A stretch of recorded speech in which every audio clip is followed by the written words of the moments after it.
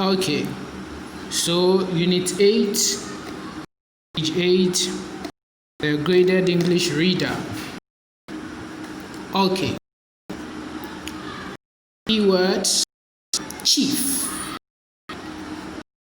sitting, eldest, standing, listening, like, room, stool, eldest, standing, listening, like, rule. What do you see in the picture? So let's come to the picture. You can see the chief, you can see elders, you can see the people standing behind.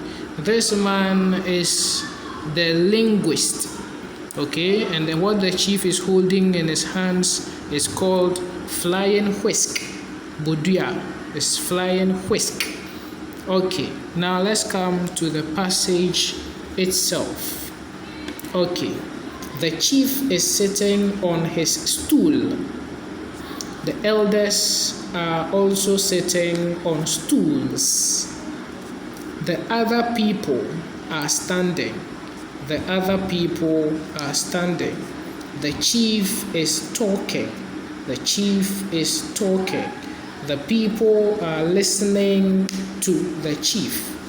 The people are listening to the chief. What is the name of your chief? What is the name of your chief?